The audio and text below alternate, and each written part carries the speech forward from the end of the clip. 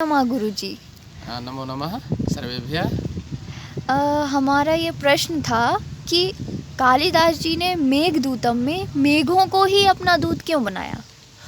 हम बहुत अच्छा इंटरेस्टिंग प्रश्न है। ये नया प्रश्न है, अच्छा है, स्वाभाविक है आप सभी लोगों के मन में ये उठना। कोई ऐसा प्रश्न कर सकता है, यद्यपि आज तक ऐसा प्रश्न नहीं हुआ। बिल्कुल सही बात है। मेघदूतम में महाकवि कालिदास निश्चित रूप से एक संस्कृत कविता के कवि कुल गुरु कहलाते हैं और उन्होंने जो कल्पना की है वस्तुतः आज तक ये मेघदूतम जैसा जो खंड काव्य है, इसे गीत काव्य भी कहते हैं, चूँकि गेय है और ये मंदा क्रांता छंद में लिखा गया है और मेघ को दूत बनाया है उन्होंने। यह कल्पना इसके पहले और किसी ने नहीं की जो महाकवि कालिदास ने की है। और मेघ को ही दूत क्यों बनाया, ये निश्चित रूप से एक अद्भुत कल्पना है महाकवि की। और मैं कल्पना ही नहीं कहूँगा कि निश्चित रूप से ये कोई ना कोई तर्क है, चूँकि इसमें जिसने ये संदेश भेजा है वो एक यक्ष है और वह यक्ष कश्चित यक्षः, ऐसा उन्होंने लिखा। जो यक्ष है वो यक्षों की जो राजधानी है वो अलकापुरी है और उनके अधिपति जो राजा हैं कुबेर हैं। और वो जहाँ तक देखते हैं कि हिमालय की जो तुंग श्रृंगाएँ ऊंची चोटियाँ हैं, जहाँ बद्री नारायण धाम है, जिसमें नारायण पर्वत है, जिसमें बद्री नारायण का धाम है, और उनके सामने अलकनंदा जो गंगा हैं वो अलकापुरी से आती हैं। उस पार जो है नर पर्वत है और वहीं पर बताते हैं कि अलकापुरी है। वहाँ हम गए भी हैं, दर्शन किए हैं दूर से, वो एकदम बर्फ़ से आच्छादित रहते हैं। तो उन ऊंची चोटियों में मेघ बड़ी आसानी से पहुँच सकते हैं। मेघ जाते हैं और मेघ क्या हैं, क्योंकि वहाँ कौन पहुँचेगा। पक्षियों की भी स्थिति जो है वैसी नहीं है, इतना ठंडा स्थान होता है। और उस यक्ष को अपनी विरह वेदना को जो है समझाने के लिए, वो भेजने के लिए, अपनी प्रियतमा जो यक्षिणी है उसको भेजने के लिए जो संदेश भेजना है, चूँकि उसको शाप मिला हुआ है और कुबेर ने चूँकि वहाँ कैसे रहना चाहिए उसने उन नियमों को कहीं ना कहीं तोड़ा है और उससे उसको वर्ष भोग्येन भर्तो, अर्थात पूरे वर्ष का जो है उसको शाप मिला है कि एक वर्ष जो है पृथ्वी में ही रहेगा। और वो निवास किया वहाँ रामगिरी जो है, चित्रकूट, रामटेक कोई वहाँ भी कहते हैं महाराष्ट्र में, और कोई चित्रकूट जो उत्तर प्रदेश और मध्य प्रदेश के जो है बीच में चित्रकूट पर्वत है, कामदगिरी पर्वत, उसको और वस्तुतः कई लोगों ने प्रमाणित किया है। तो भगवान राम वहाँ रहे हैं, रामगिरी कामदगिरी कहलाता है। तो वहाँ पर वो है। और जब जैसे वर्षा ऋतु आती है और प्रकृति में निश्चित रूप से मेघ का जो बादलों का, क्योंकि बादल यदि वर्षा नहीं करें तो प्रकृति में पेड़ पौधे और निश्चित रूप से जो ये धरती है सस्य श्यामला नहीं हो पाए।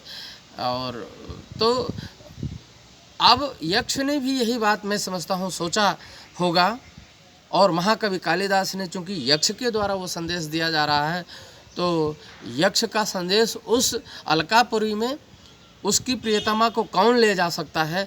आषाढ़ में जैसे ही उस रामगिरी में उसको बादल दिखे, मेघ दिखा, यद्यपि वह जड़ चेतन नहीं है, उसकी बात प्रकृति कृपणा चेतना चेतनेषु महाकवि ने लिखा कि जो एक विरही है उसे यह ध्यान नहीं रहता कि अपनी वाणी में यह क्या कह पाएगा। चेतन और चेतन में उसका भेद नहीं किया उसने, और इसलिए ये कहा कि इससे अच्छा कोई जो है संदेश वाहक नहीं हो सकता है, क्योंकि वो संदेश उसका सही ढंग से वो नहीं और कोई नहीं ले जा सकता, क्योंकि वहाँ वो वर्षा करेगा। वर्षा में भी वहाँ उच्च हिमालयों में सभी जानते हैं कि जो वर्षा होती है वो एकदम फूल जैसे जो झड़ते हैं वहाँ बर्फ़ के रूप में वर्षा होती है, यहाँ बूंद गिरते हैं। तो अश्रुधारा एक तरह से विरही की व्यथा को बताने के लिए एक अश्रुधारा आंसुओं से वहाँ बताएगा वो।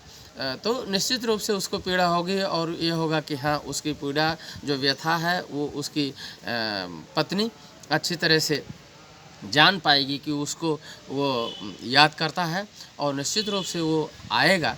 तो मैं समझता हूँ इसी को मान करके महाकवि कालिदास ने उनको अपने मेघदूतम में मेघ को दूत बनाया होगा, क्योंकि वहाँ और दूसरा संदेश कोई नहीं ले जा सकता है, पक्षी भी उस तरह से नहीं ले जा सकता। और जितनी अच्छी योजना चूँकि वायु के द्वारा, और मैं ये बताऊं कि ये प्रकृति के जो है कवि हैं, महाकवि कालिदास प्रकृति के सुकुमार कवि हैं। उन्होंने ऋतुसंहार में और मेघदूतम में तो एकदम ऐसी ही कि सारी प्रकृति बिना मेघ के, और जितने भी पेड़ पौधे हैं, ऋतुएं हैं, अगर वर्षा नहीं हो, मेघ नहीं हो तो क्या होगा। और मेघ कैसे सुंदर लगते हैं उसमें वर्षा ऋतु में, और मेघ कैसे बनते हैं। एक साइंटिफिक रीजन भी जो साइंस का ये कि वाष्पीकरण होता है, जल का वाष्पीकरण, गर्मी में सूर्य की किरणें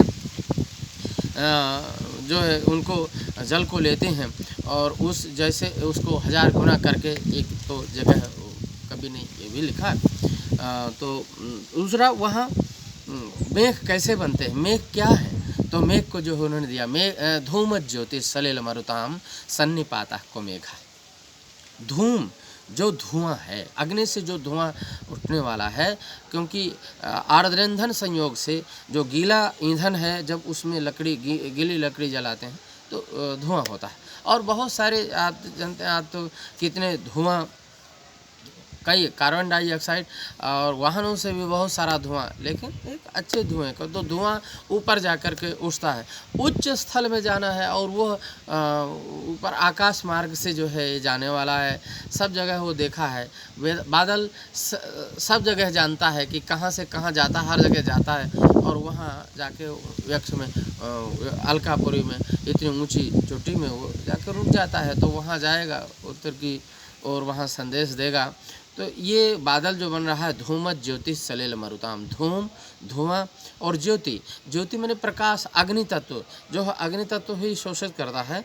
और सलिल माने जल और मरुताम माने वायु, इन सब का सन्निपात है, इकट्ठा होना। वो सन्निपात को मेघा, ऐसा उन्होंने कहा कि देखिए कहाँ ये इन सब का सन्निपात है। मेघ चेतन नहीं है, जड़ है, और मगर वो चेतना चेतन में कोई फर्क नहीं कर पाया। और उस यक्ष ने, अब चूँकि उसका सीधा इतना स्नेह है, इतना विरह है कि विह्वल होकर के वो ये अच्छी तरह से उसको मानवीकरण हो गया। वहाँ प्रकृति ने ये कि मेघ जो है वहाँ उच्च आकाश में जाकर के गगन मार्ग से, आकाश मार्ग से वहाँ अलकापुरी में पहुँचेगा और अपने वर्षा के द्वारा, मतलब मेरे अश्रुधारा, आंसुओं के द्वारा मेरे संदेश को कहेगा। तो इसलिए मेघ से अच्छा जो है दूत उसे यक्ष को नहीं मिला, विरही को नहीं मिला, मैं यही कहूँगा। और ये प्रकृति के जो सुकुमार कवि हैं, महाकवि, कुल गुरु हैं, कालिदास जैसा कवि उनके अनुरूप है। निश्चित रूप से मेघ को जो है उन्होंने दूत बनाया, इसके पहले और कोई। इसीलिए मैं कहता हूँ, जो आपका प्रश्न है कि मेघ को ही क्यों दूत बनाया, तो मेघ को इसीलिए, मेघ को ही इसीलिए दूत बनाया क्योंकि दूसरा सही ढंग से उसका उस यक्ष का संदेश वहाँ तक, उसकी प्रियतमा तक नहीं भेज सकता था। और जैसा कवि ने मेघदूतम का पहले श्लोक में उसका वर्णन किया है, कश्चित यक्षः कश्चित कांता विरह गुरुणा स्वाधिकारात् प्रमत्तः शापेनास्तं गमितमहिमा वर्षभोग्येन भर्तुः यक्षश्चक्रे जनकतनया स्नानपुण्योदकेषु स्निग्धच्छाया तरुषु वसतिं रामगिर्याश्रमेषु। अस्ति कश्चित वाग विशेषा। इसमें कहानी है कि महाकवि कालिदास से विद्योत्तमा ने अस्ति कश्चित वाग विशेषा, अस्ति कश्चित वाग, ये 3 शब्द बोले थे। 3 शब्दों से उन्होंने वो काव्य बनाया। सबसे पहले अस्ति से बनाया, फिर कश्चित से बनाया और वाग विशेषा, वाग से बनाया। तो अस्तित्व श्याम दिशि देवदात्मा, तो ये कहानी है ऐसे कश्चित से है।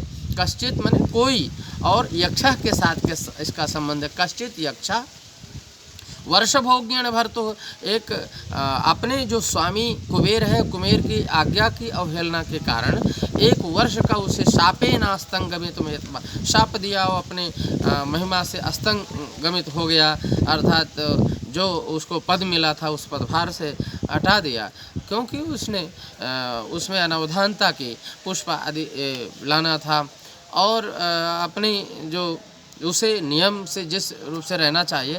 तो इसकी कहानी अब उस 1 वर्ष का बहुत बड़ा समय होता है, उसको बिताना है, और उसको बिताना है कि उसकी वेदना वहाँ से जाकर के जिस उच्च स्थान से और उसे पृथ्वी पर भेज दिया। तो जहाँ जनक तनया माँ सीता के स्नान करने के लिए जो कुंड जल से भरे हुए हैं, उनमें ऐसे रामगिरी, जो कामदगिरी रामगिरी पर्वत है, उसके आसपास रह रहा है। और आषाढ़ से प्रथम दिवसे मेघमाश्लिष्ट सानुम वप्रक्रीड़ा परिणत गज प्रेक्षणीयम ददर्श, जैसे ही देखने योग्य जो है आषाढ़ शुक्ल पक्ष की जो पहली प्रतिपदा होती है, और पहले जो उसने देखा कि वाह कैसे जो है मेघ बादल उमड़ पड़े हैं, आ गए, सो ही उसकी जो है विरह वेदना और तीव्र हो गई, व्याकुल हो गया, और उसने जो है मेघ से अपनी पीड़ा कह दिया। वो सोचता था मैं किससे कहूँ, और उसे मौका मिल गया कि निश्चित रूप से ये घूमते हुए बादल, यह मेघ हवा से, वायु के द्वारा आकाश मार्ग से वो अलकापुरी पहुंच जाएंगे, और उसे यह विश्वास है कि मेरे प्रश्न का, मेरे संदेश को जो है वो मेरी प्रियतमा तक पहुंचा देगा। इसीलिए मेघ को दूत बनाया। जयतु संस्कृतम जयतु भारतम। धन्यवाद।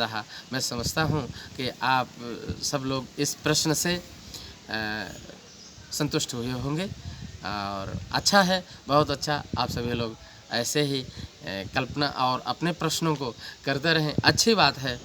धन्यवाद।